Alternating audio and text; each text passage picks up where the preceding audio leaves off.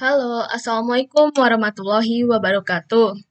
Perkenalkan, nama saya Dinda Nurmawar dengan NIM 872031915014. Saya dari Prodi Pendidikan Ekonomi Reguler Pagi semester 4. Dengan adanya video ini untuk memenuhi ujian akhir semester saya dalam mata kuliah Teori Ekonomi Makro dengan dosen Ibu Sintia Anissa Rahman Putri, SPD MPDE, dengan berjudul yaitu Jumlah Uang Beredar dan Kebijakan Moneter.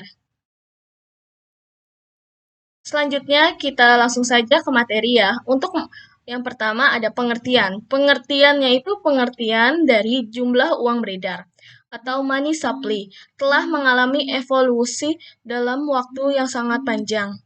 Pada awalannya yang dimaksud uang beredar adalah uang yang dikeluarkan dan diedar oleh otoritas moneter, yaitu uang kartal saja pada meniup abad ke-19, di mana bank umum atau bank komersial baru pada tahap perkembangannya. Simpanan dalam bentuk rekening, giro atau uang giral belum dikenal oleh masyarakat. Pada waktu itu, masih diperdebatkan apakah simpanan dalam bentuk giro dikategorikan sebagai uang. Akhirnya disepakati bahwa uang simpanan di bank tidak dianggap sebagai uang. Selanjutnya ada lagi yaitu jenis-jenis dari uang beredar. Jenis-jenis uang beredar itu terbagi menjadi dua. Yang pertama ada uang beredar dalam arti sempit atau M1, dan yang kedua ada lagi uang beredar dalam arti luas atau M2. Jadi jenis-jenis uang beredar itu ada dua. Untuk uang beredar dalam arti sempit adalah yaitu definisikan sebagai kewajiban moneter terhadap sektor swasta domestik yang terdiri dari uang kartal, uang giral, uang kuasi, dengan kata lain. M2 sama dengan M1 itu T atau uang kuarsi. Dari uraian di atas dapat dikatakan bahwa jumlah uang beredar mencakup semua mata uang, kertas dan mata uang logam yang beredar di masyarakat, di luar peti simpanan atau kas lembaga-lembaga keuangan dan pemerintah, dan rekening giro pada lembaga-lembaga keuangan, deposit atau bank umum yang dimiliki perorangan atau perusahaan. Secara teoritis dan empiris ada beberapa faktor yang mempengaruhi jumlah uang beredar. Salah satunya diantaranya adalah peran yang dimainkan oleh bank sentral. Selanjutnya yang kedua ada uang beredar dalam arti luas.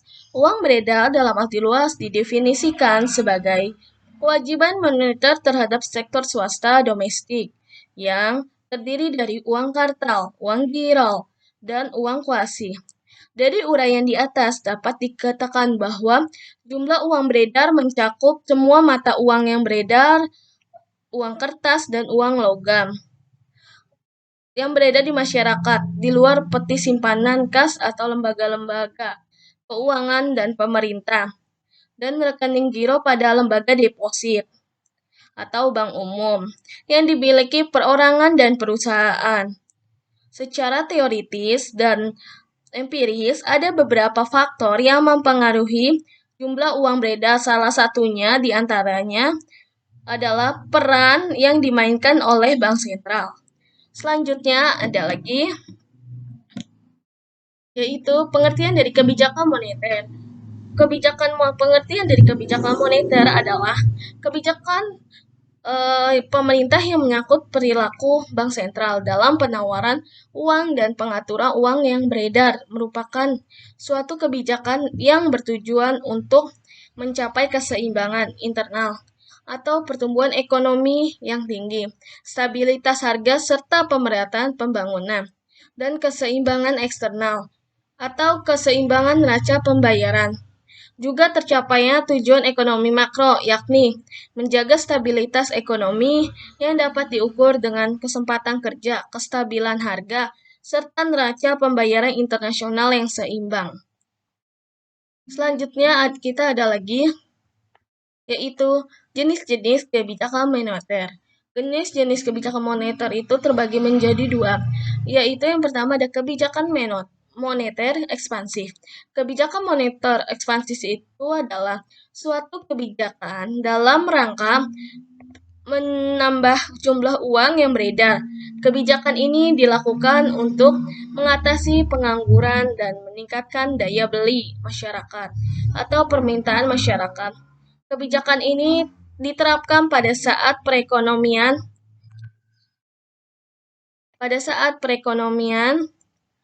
pengelola mengalami resesi atau depresi. Selanjutnya yang kedua ada kebijakan moneter kontraktif.